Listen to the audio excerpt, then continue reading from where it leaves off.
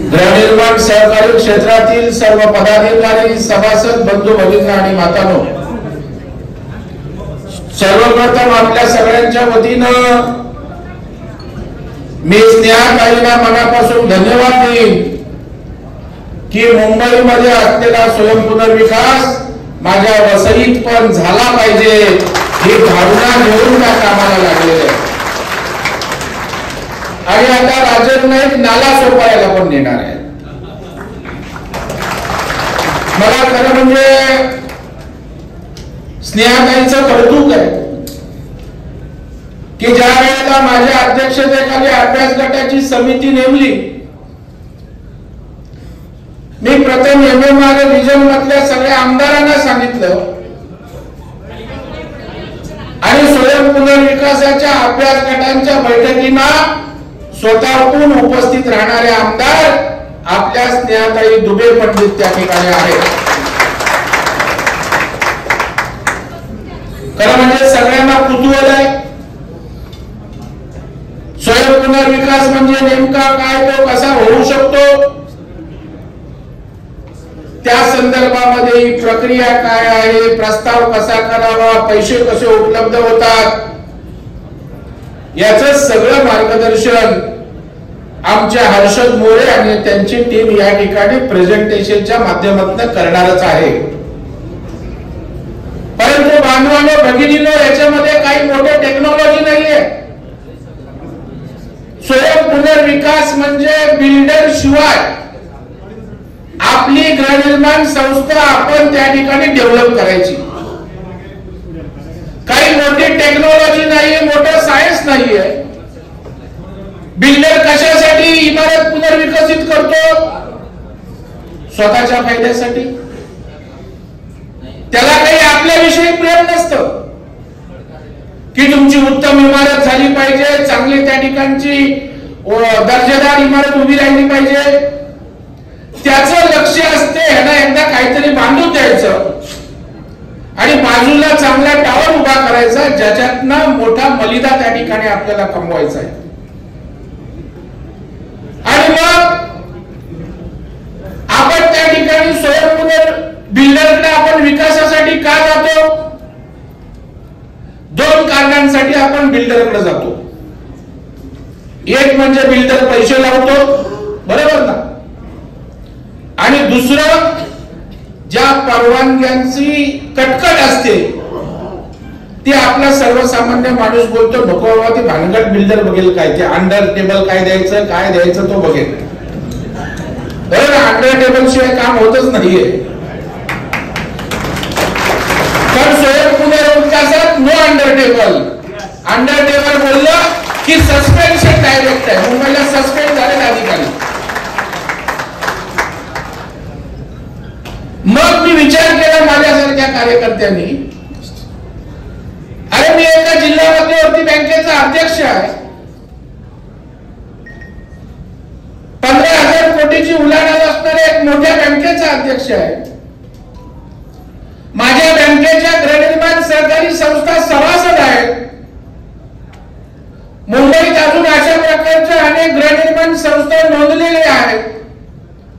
25, 30, 40, 50, 60 वर्ष, अगदी 100 वर्षाच्या इमारती आहेत. मग जर या सोसायटीना त्या ठिकाणी आम्ही त्या ठिकाणी पैसे पुरवले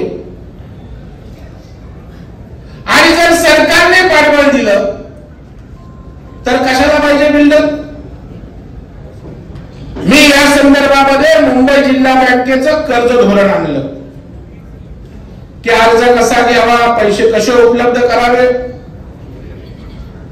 आमची प्रक्रिया कर्ज देण्याची काय. त्या लोकांनी वेळेत काढलं. असं कुठं होतं का? अधिकारी अशा सहज परवानग्या देतात का? बिल्डर शिवाय कसं काय शक्य आहे? परंतु मी एखादी गोष्ट हातात घेतली की तडीच न्यायचा माझा स्वभाव आहे. आणि मी कर्ज धोरण केल्यानंतर काही इमारतींना पैसे दिले, मी माझ्या परीनं परवानग्या मिळवा, फोन करा चालू होतं. काही इमारतींचं कामही सुरू झालं. पण जोपर्यंत राजाश्रय मिळत नाही पाठबळ मिळत नाही तोपर्यंत ही योजना गती घेणार नाही हे माझ्या लक्षात आलं. आणि मग गोरेगावच्या नेस्को मध्ये मी एक हाऊसिंग सोसायट्यांची परिषद घेतली, जसे आपण जमा झालेला आहात असाच प्रतिसाद 10 ते 12,000 चेअरमन सेक्रेटरी उपस्थित होते तिथे. ते काही माझ्यावर प्रेमाखातर आले नव्हते, त्यांची गरज होती, त्यांना स्वयं पुनर्विकास करायचा होता. त्यांच्या अपेक्षा होत्या महाराष्ट्राचे मुख्यमंत्री येत आहेत, तेव्हा एकनाथरावजी शिंदे होते आणि आदरणीय देवेंद्रजी उपमुख्यमंत्री होते, त्यांच्याकडे गृहनिर्माण खातं होतं. भव्य अशा प्रकारची ती परिषद मी त्यावेळेला मुंबईकरांच्या वतीनं 8 मागण्यांचं निवेदन माननीय मुख्यमंत्री उपमुख्यमंत्र्यांना दिलं.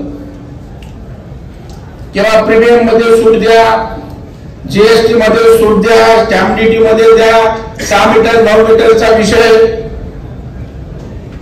ओल विंडो खिडकी करा, अशा प्रकारच्या 8 वेगवेगळ्या मागण्या त्या ठिकाणी आपण केल्या.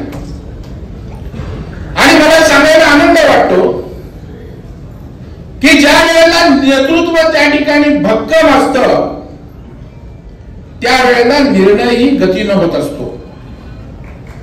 8 मागण्यांपैकी माननीय देवेंद्र फडणवीस साहेबांनी 16 शासन निर्णय तात्काळ त्या ठिकाणी केले. म्हणजे 18 पैकी 16 GR शासनाने त्या ठिकाणी काढले. आणि मग स्वयं पुनर्विकासाला हळूहळू गती यायला लागली.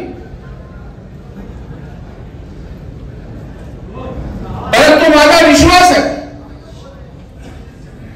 किंवा लोक जोपर्यंत तुमच्या सक्सेस स्टोरी समोर त्या ठिकाणी येत नाही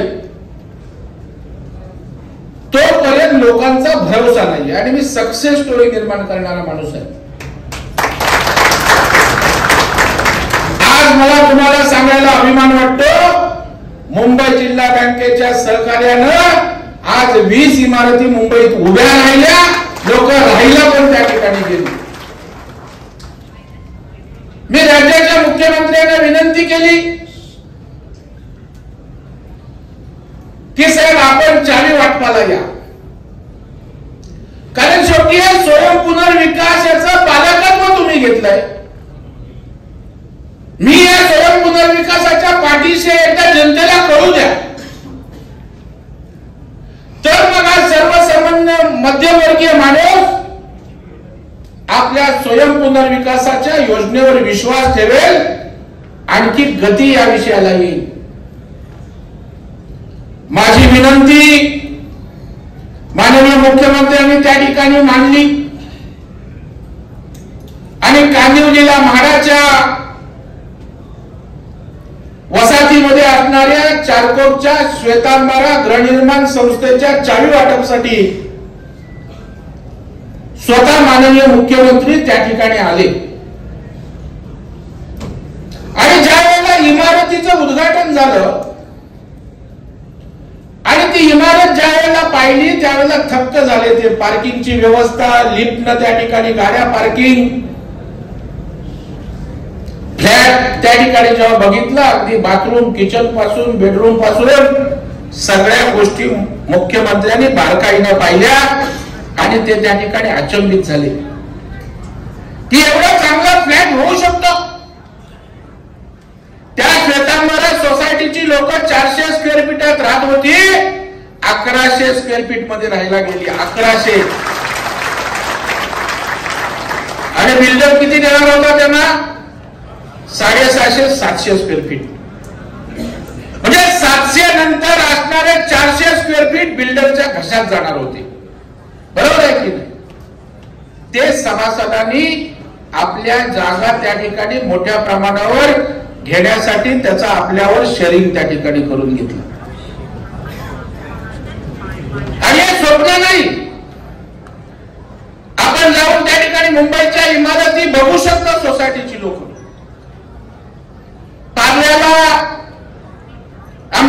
लाभार्थी ते पराग आळवणी आहेत. नंदादीप सहकारी गृहनिर्माण संस्था त्या ठिकाणी श्रद्धानंद रोडला आहे. किती स्क्वेअर फीटात राहायचे? 360 स्क्वेअर फीटात. किती मिळाला असेल त्यांना? बिल्डर बोलला होता 700 देतो. ते माझ्याकडे आले, मला म्हटले प्रवीण भाऊ आम्हाला स्वयंपुनर्विकासात जायचंय, नेमका कसा करायचा, आपण पैसे देणार का? मी आमची स्वयंपुनर्विकासाची टीम त्यांच्या सोसायटीत पाठवली. त्यांचा प्रस्ताव आला. किती मोरे साहेब आपण त्यांना पैसे दिले? 50-60 कोटी. आणि ती इमारती उभी राहिली. 360 स्क्वेअर फीटाची लोक 1400 स्क्वेअर फीटात राहायला गेली. जाऊन बघा त्या ठिकाणी श्रद्धानंद रोड. आणि जेव्हा मी उद्घाटन केलं तेव्हा त्या महिला मला ओवाळत होत्या, तेव्हा त्यांच्या डोळ्यातनं आनंदाश्रू येत होते. मी म्हणालो ताई तुम्ही रडताय का? चांगला दिवस आहे. म्हणाले आमच्या आनंदाश्रू आहेत. भाऊ आम्ही ठरवलं होतं कुठेतरी बाहेर जायचं, लांब विरार पर्यंत, कुठे कसा राहिला, कारण आमचं कुटुंब वाढलंय. जर आपण स्वयंपुनर्विकास केला नसता, 1400 स्क्वेअर फीट जर दिलं नसतं, आमच्या मुला मुलींचे लग्न झाले, मुंबईतनं बाहेर जाण्याशिवाय आम्हाला पर्याय नव्हता. त्या आनंदानं आमच्या डोळ्यातनं पाणी येतंय. हा विजय स्वयंपुनर्विकासाचा, ही ताकद स्वयंपुनर्विकासाची. आणि मग त्या चारपच्या कार्यक्रमामध्ये राज्याचे मुख्यमंत्री तर अत्यंत संवेदनशील आहे. जेव्हा आम्ही उद्घाटन करू, मी आमचे आमदार योगेश सागर सीएम साहेबांच्या गाडीतून चाललो होतो, तेव्हा मला म्हटले प्रवीण आता स्वयंपुनर्विकास चांगलं गती घेते, परंतु तुम्ही क्लस्टर स्वयंपुनर्विकास करा, समूह स्वयंपुनर्विकास. कारण तुम्ही त्याच ठिकाणी आपल्या स्वयंपुनर्विकासाच्या 4 इमारतींचं काम चालू होतं. मला म्हटले असं केलं तर केवळ उभ्या इमारती उभ्या राहतील आणि मग मोठ्या लोकांना चांगला क्लब हाऊस असतो, गार्डन असतं, मैदान असतं, चांगले रस्ते व्यवस्था असतात. सर्वसामान्य माणसाला हे मिळणार नाही. त्याच्यामुळे तुम्ही क्लस्टरचा स्वयंपुनर्विकास करा. 4-5 सोसायट्या एकत्र आल्या, त्यांना एकत्रित करा. 10 सोसायट्या आल्या, त्यांना एकत्रित करा. आणि स्वयंपुनर्विकासाबरोबर त्यांनी समूह स्वयंपुनर्विकास त्या ठिकाणी करायला मला भाग पाडलं. आणि त्याही ठिकाणी जाहीर कार्यक्रमामध्ये एका चावी वाटप समारंभाला 8 ते 10,000 चेअरमन सेक्रेटरी होते. मी याचा उल्लेख एवढ्यासाठी पुन्हा पुन्हा करतो की लोकांची गरज आहे, लोकांच्या आशा आकांक्षा वाढलेल्या आहेत. आणि तिथे माननीय मुख्यमंत्र्यांनी अजून या ठिकाणी स्वयंपुनर्विकासात तुम्हाला काय हवंय, काय अजून सरकारने उपाययोजना केल्या पाहिजेत, प्रस्ताव मोठ्या प्रमाणावर येत आहेत, पैसे उपलब्ध करण्यासंदर्भात काय शिफारसी आहेत, काय केलं पाहिजे. केवळ ही मुंबईची गरज नाही, वसई, विरार, नालासोपाऱ्यापर्यंत ठाणा, कल्याण, डोंबिवली, पुणे, नाशिक, संभाजीनगर या सगळ्या शहरांची आज गरज राहिले. म्हणून माननीय मुख्यमंत्र्यांनी त्या कार्यक्रमामध्ये दरेकर समिती माझ्या अध्यक्षतेखाली अभ्यास गट म्हणून त्या ठिकाणी घोषित केली. पहिल्या क्षणापासून जे मुख्यमंत्र्यांना सांगितलंय त्याच्यावर लगेच त्या ठिकाणी कार्यवाही मुख्यमंत्री करत गेले. एखाद्या समितीची घोषणा होते, नंतर पुढे काहीच होत नाही. लगेच पुढच्या आठवड्यात नोटिफिकेशनचं सरकारचं निघालं आणि माझा तर विषय एक हातात घेतला, तो कधी पूर्ण होतोय असं माझं कामाची पद्धत आहे. आणि मग मी अभ्यास गट माझा जाहीर झाला, ज्याच्यामध्ये SRA चे सीओ होते, म्हाडाचे सीओ होते, आयुक्त MMRD चे होते, आमच्या स्नेहाताई पण त्यात होत्या. 3 महिन्यामध्ये सरकारला आपण अभ्यास करून या स्वयं पुनर्विकासासाठी आणखी काय केलं पाहिजे हे सुचवावं, अशा प्रकारची अपेक्षा माननीय मुख्यमंत्र्यांनी केली. बांधवांनो आणि भगिनींनो, जाहीर झाल्यानंतर मी महाराष्ट्रभर फिरलो. मुंबईत बैठक घेतली, कोकण भवनला कोकण विभागाची बैठक घेतली, पुण्यात घेतली, संभाजीनगर, नागपूर, अमरावती. ज्या बैठकीमध्ये आयुक्त असायचे, टाउन प्लॅनिंगची लोक असायची, ज्या ज्या यंत्रणा या विषयाशी संबंधित आहेत ते सगळे अधिकारी असायचे. हाऊसिंगचे आमचे प्रतिनिधी असायचे, यातले तज्ञ असायचे. आणि या सगळ्या नागरिकांना भेटल्यानंतर जो अहवाल त्या ठिकाणी 3 महिन्यात सादर करण्याची अपेक्षा होती, 2.5 महिन्यात मी सरकारला त्या ठिकाणी सादर केला. आणि मला विश्वास आहे की माननीय शिवसेना प्रमुख बाळासाहेब ठाकरे यांनी SRA त्या ठिकाणी निर्माण केली. तेव्हा SRD होती. झोपडपट्टीत राहणाऱ्या लोकांना त्या ठिकाणी इमारती जाण्यासाठी त्यांचं स्वप्न होतं.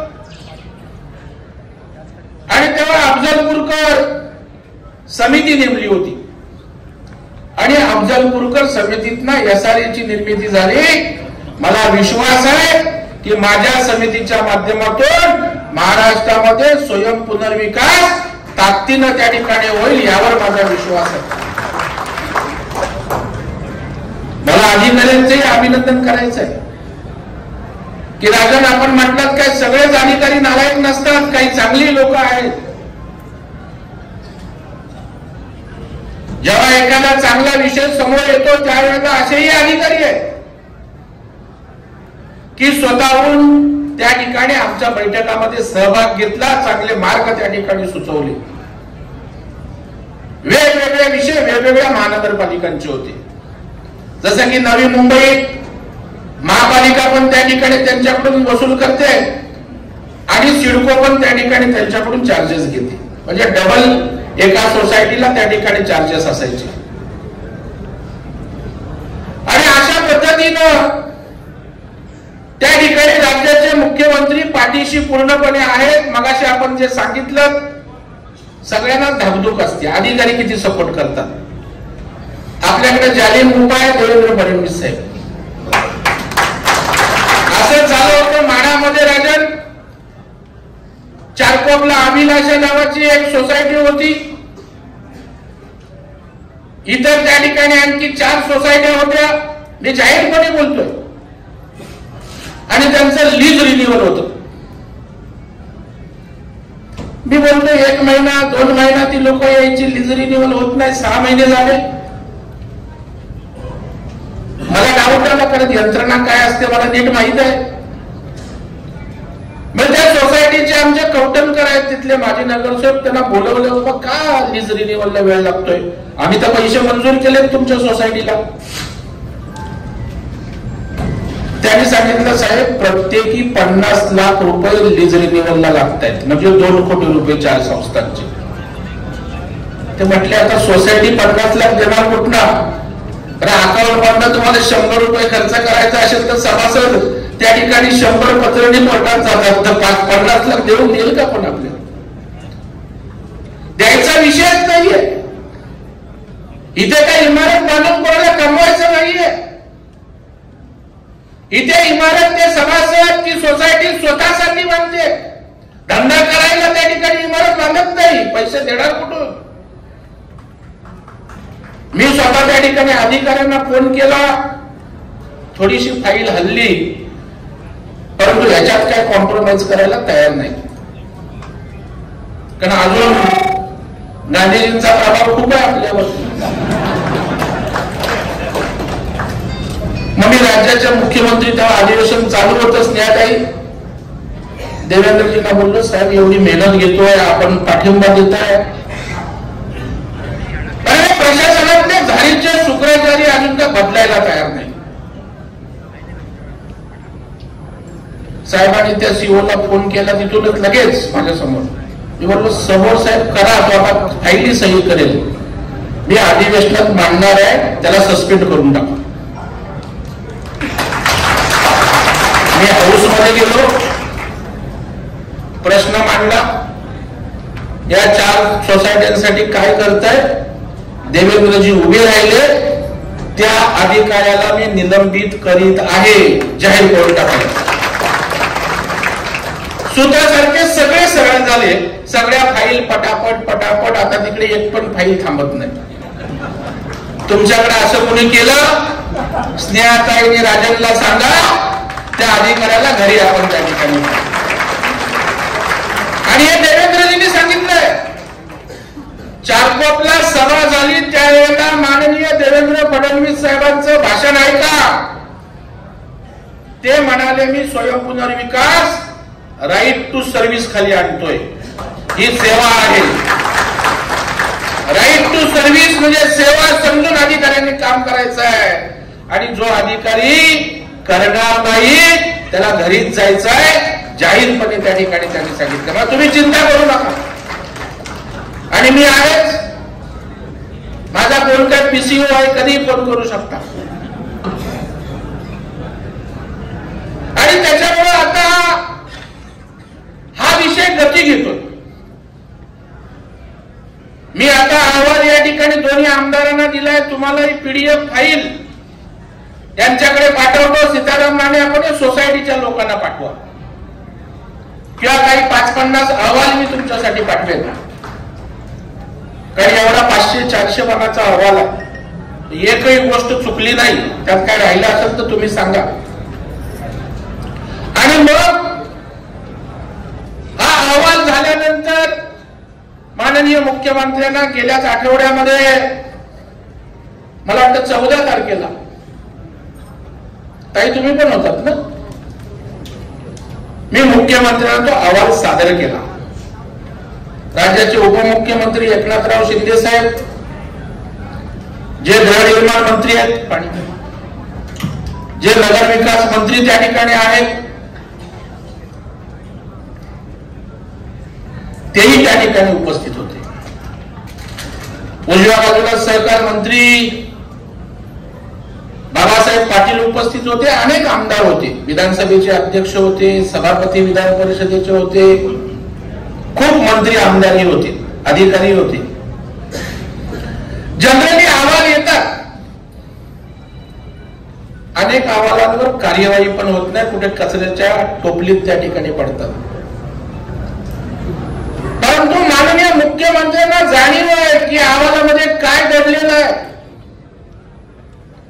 या अहवालामध्ये रखडलेल्या इमारतीचं दुःख त्या ठिकाणी अहवालात आहे. आमचा सभासद बोलतोय, बिल्डिंग माझी किती वर्ष झाली, बिल्डिंग पडले, पूर्ण होत नाही, भाडं मिळत नाही, बिल्डरच्या तालावर आम्हाला नाचावं लागतं. या अहवालात बिल्डरच्या तालावर नाही तर सोसायटीच्या मनावर काय करायचं आहे ते त्या ठिकाणी लिहिलेलं आहे.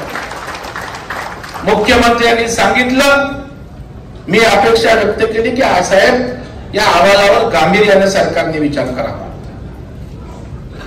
मुख्यमंत्र्यांनी तत्क्षणी जाहीर केलं, दरेकर समितीचा अभ्यास गटाचा अहवाल मी जसाच्या तसा सरकार म्हणून स्वीकारत आहे.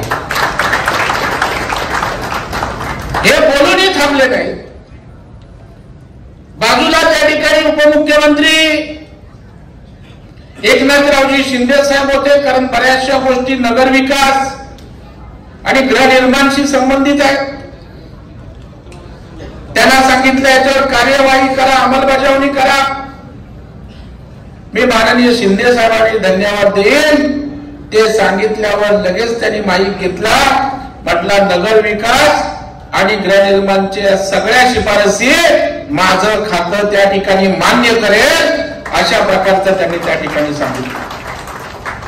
सहकार मंत्र्यांनाही आदेश त्या ठिकाणी दिले. एवढंही करून मुख्यमंत्री थांबले नाही, तर हे सगळी अंमलबजावणी कार्यवाही आली की मी कॅबिनेटला जाईन.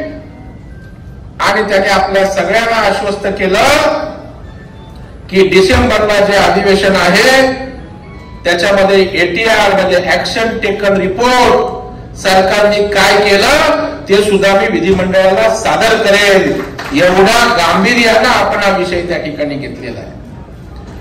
आणि त्याच्यामुळे हा विषय आता एक जन आंदोलन म्हणून उभं राहिले.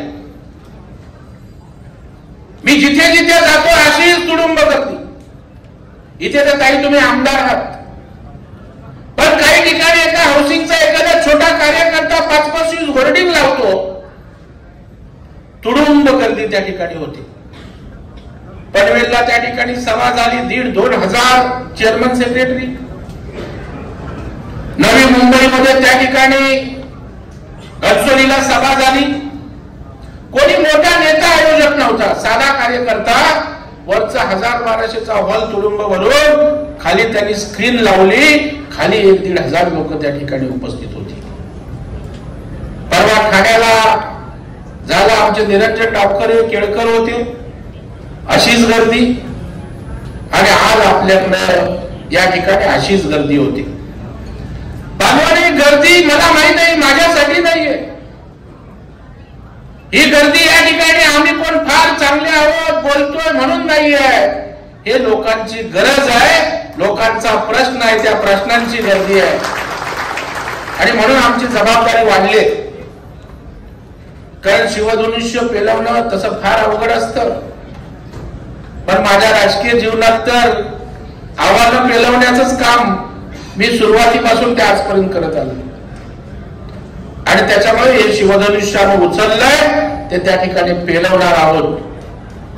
बाजूवर सिंपल आहे, याच्यामध्ये मोठी टेक्नॉलॉजी सायन्स काही नाहीये. बिल्डर आणि स्वयं पुनर्विकासातला फरक सांगतो तुम्हाला. बिल्डर कशासाठी बिल्डिंग बांधतो? स्वतःच्या नफ्यासाठी, स्वतःच्या फायद्यासाठी. दुसरा बिल्डर त्या ठिकाणी तुम्हाला कधी प्लॅनिंग मध्ये इन्व्हॉल्व करतो का? कशी बिल्डिंग असावी, डिझाईन कसा असावं, सोसायटी पण नाही. तिसरं, गुणवत्ता कशी असावी. कधीतरी सेक्रेटरी चेअरमन सभासदांशी बोलतो का? सिमेंट कुठलं असावं, स्टील कुठलं असावं?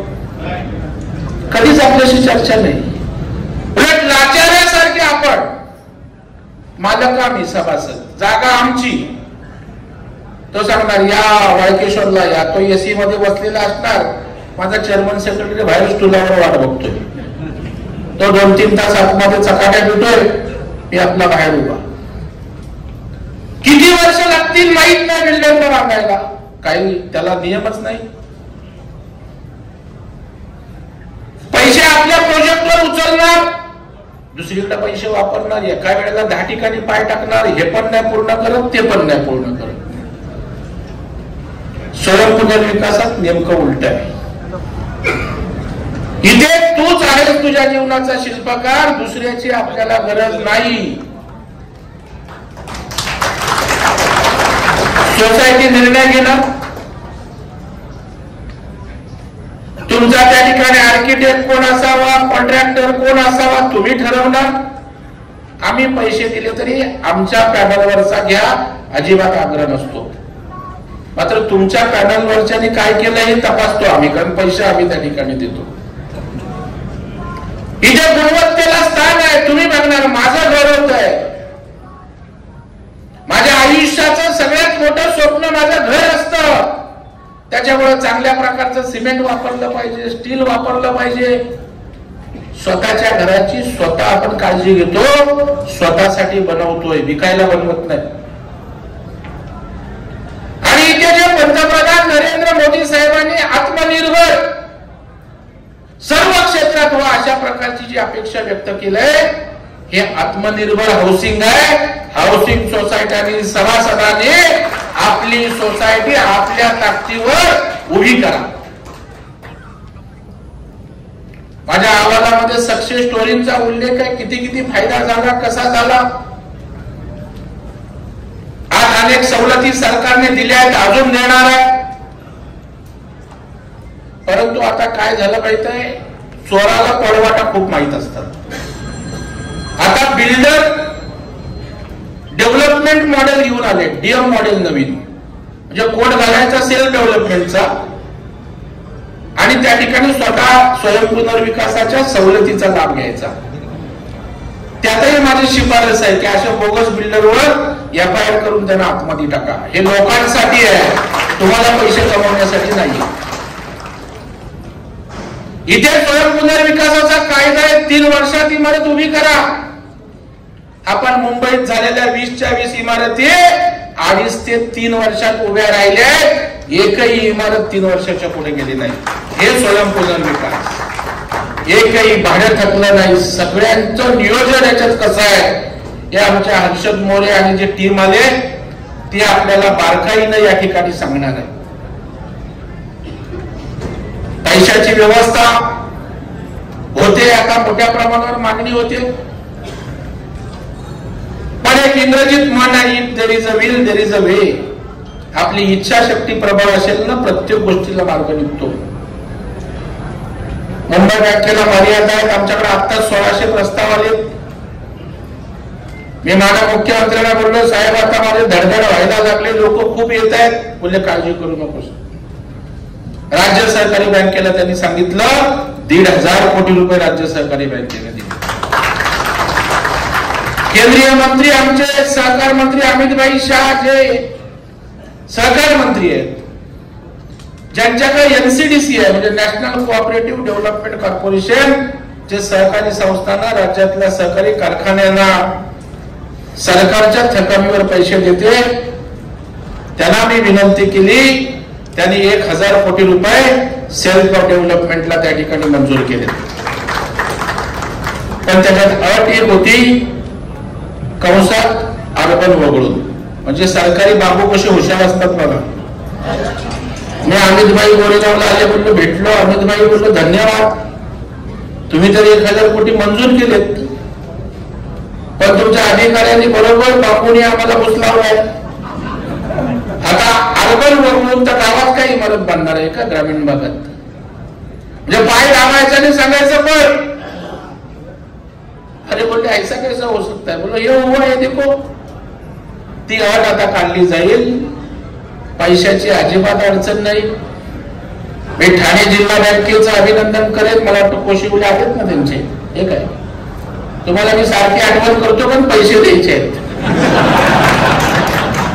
आणि त्यांनी नाही दिले. मुंबई बँक माझी MMRD रिजन साठी नोडल एजन्सी आहे, आपण काळजी करू नका, मी पैसे देईन.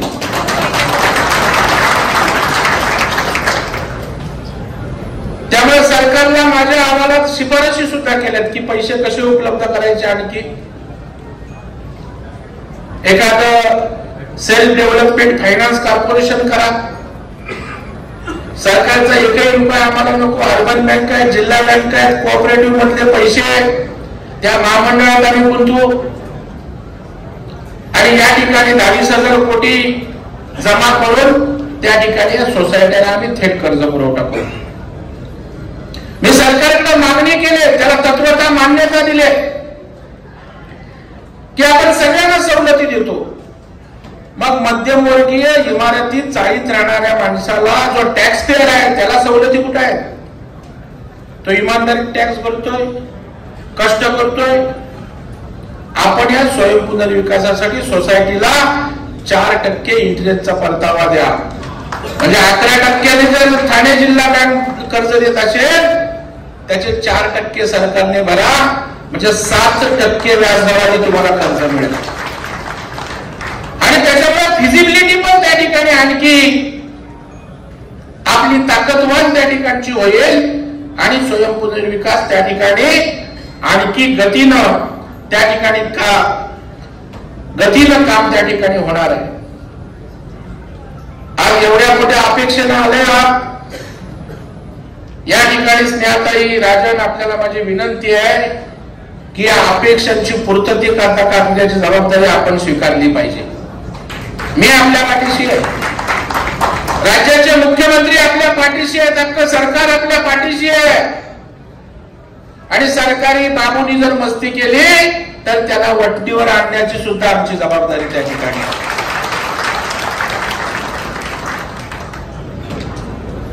ठाणे जिल्हा बँक पैसे देईलच, परंतु पाहिजे तर एखादे 5 मॉडेल प्रोजेक्ट करा, त्याला पैसे सुद्धा मुंबई जिल्हा बँक आपल्याला त्या ठिकाणी देईल. कारण जेव्हा 5 इमारती उभ्या राहतील त्यावेळेला लोकांना विश्वास वाटेल की अरे हे होऊ शकतं. ठाणे जिल्हा बँक, राज्य बँक आम्ही कन्सोर्शियम करू, मुंबई जिल्हा बँक, ठाणे जिल्हा बँक आणि राज्य सरकारी बँक अशा एकत्रित आम्ही फायनान्स करू. जशी जशी गरज असेल, जास्त पैसे लागले तिघे एकत्रित करू, सिंगल लागले जसं की यांनी एका सोसायटीला 7 कोटी त्या ठिकाणी दिले, मला वाटतं निर्माण दर्शन सोसायटी. उद्या आणखी जास्त लागले राज्य सहकारी बँकेवरून कन्सोर्शियम ते करतील.